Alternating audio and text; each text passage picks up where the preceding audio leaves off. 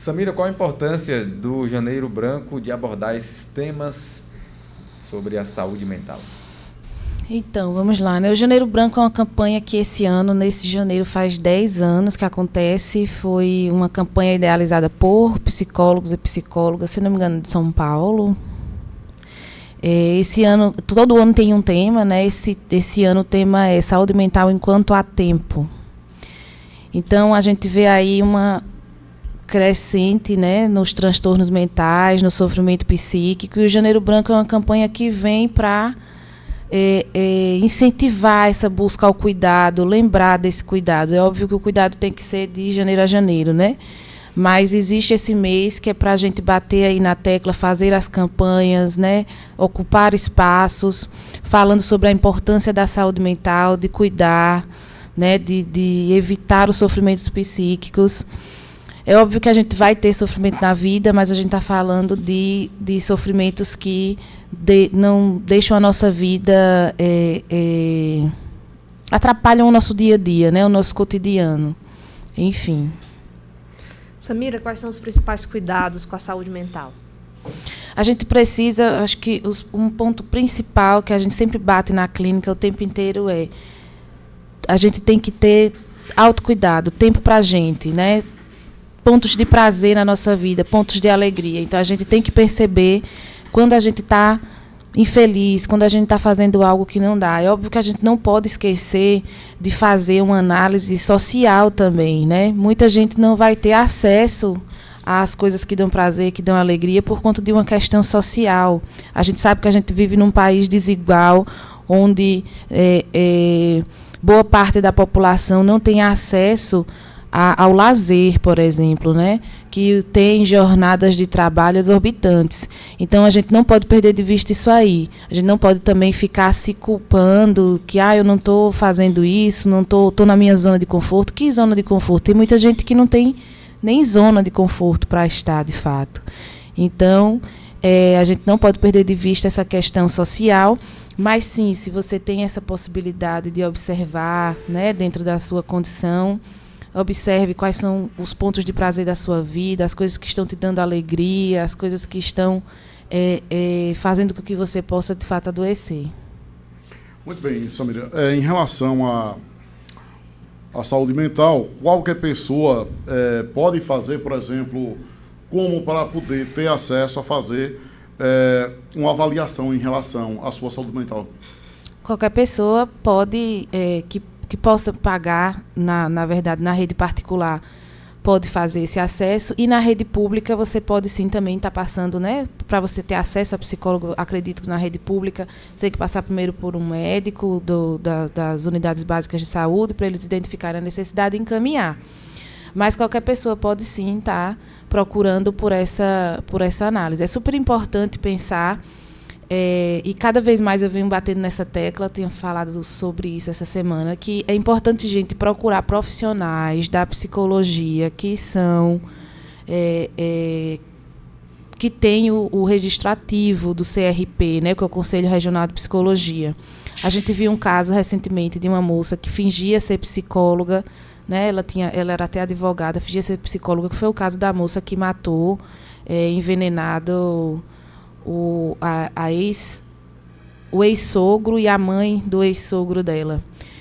Não lembro de onde é o caso, não lembro se é de Goiânia, enfim, mas ela fingia ser psicóloga nas redes sociais, ela fingia que era psicóloga no Instagram, o Instagram dela era um Instagram como se fosse de trabalho mesmo para psicologia, mas o número do CRP dela não estava lá. Então, a gente tem muitas pessoas que se dizem também psicoterapeutas, que trabalham com saúde, dizem que trabalham com saúde mental, né, que são os coaches da vida, que não é a área de trabalho deles. Então, existe sim a profissão de coach, mas eles não trabalham com o lado emocional. Isso é muito perigoso. As pessoas pensam que é bobagem, mas não é. Uma pessoa sem preparo, ela pode acabar destruindo a sua vida, piorando a sua vida. Então, a gente não tem no Brasil uma legislação que assegure que a psicoterapia só pode ser com psicólogo. Mas a gente sempre diz, gente, psicoterapia é com psicólogo, com psicóloga. Não dá para fazer psicoterapia com outros profissionais. É muito perigoso, que não tem a formação para isso. pessoal faz um curso de um final de semana e diz que é terapeuta, que é psicoterapeuta. A gente fica 5 anos na faculdade estudando, fazendo ciência, e a gente tem muita cautela. Então, vai procurar ajuda profissional, procura um profissional, procura saber qual é o número do CRP desse profissional, né? Por exemplo, meu CRP 0315-907. Esse é o meu, eu sei de cor. Então, todo profissional da psicologia ele vai ter esse númerozinho aí que identifica que é um profissional formado. Entendi. Pronto, agora você, Romário.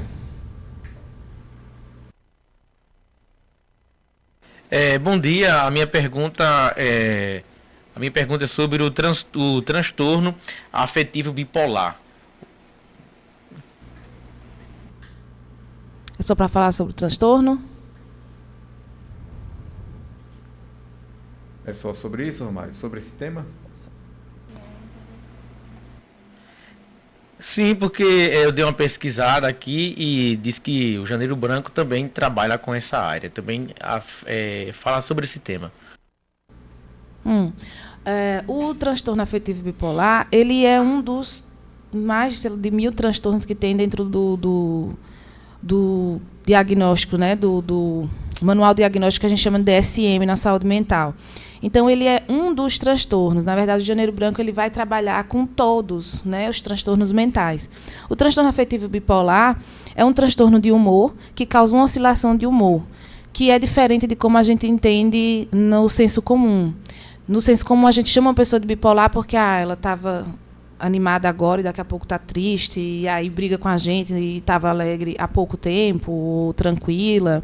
Mas, na verdade, o transtorno afetivo bipolar, do ponto de vista científico, né, dentro da psicologia, é uma oscilação de humor, mas que demora muito tempo. Então, a pessoa, às vezes, passa 6 meses numa depressão profunda e depois ela passa 6 meses no estado de mania, que a gente chama que é quando a pessoa está super excitada, tranquila, compra muito, muitas vezes, né? A vida está maravilhosa. Então, a oscilação é em meses, certo? Mas é só mais um transtorno de tantos outros que o Janeiro Branco trabalha para a conscientização, certo? A campanha é super importante para chamar esse cuidado em saúde mental, para as pessoas procurarem ajuda, porque a gente vem, como eu disse no início, né, numa crescente de muitos diagnósticos, onde a depressão, por exemplo, ela tem destruído muitas vidas. Vindo para cá agora, hoje, subindo aqui, eu encontrei uma senhora que me perguntou, você soube de fulano? Eu falei, não. Né? Ela falou, ele se suicidou ontem. Né? Uma pessoa que eu conheço da minha infância e que foi morar fora, morava em outro lugar hoje e tal, mas a família é daqui. Então, cada vez mais a gente tem escutado essas histórias, né? Então, né? Aí ela me falou, ele deixou uma carta e tal. Então, a gente precisa tomar cuidado com cuidado em saúde mental, porque a gente às vezes pensa que a gente está suportando, que está tudo bem, que dá para aguentar, que não precisa procurar ajuda profissional. E aí, quando a gente vê, a gente já está com ideação suicida ou cometendo suicídio. E é importante frisar, por exemplo, que essa pessoa era um homem e que é o perfil que mais entra em processo de sofrimento e que não consegue sair. São os homens, gente. Então, procurem ajuda profissional. Não deixe chegar nesse nível, né? Se puderem, procurem.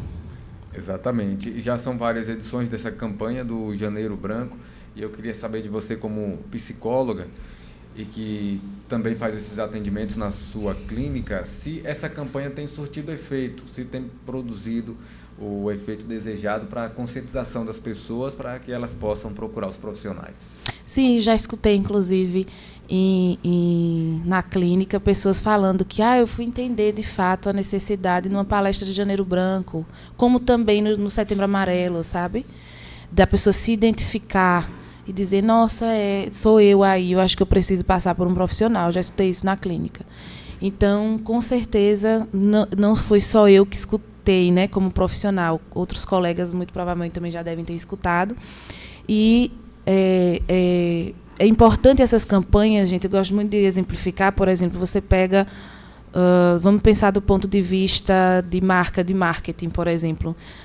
Por mais que a empresa seja enorme, sei lá, vamos pensar sei lá, o Mercado Livre, todo mundo conhece, né? Mas ela vai continuar fazendo propaganda.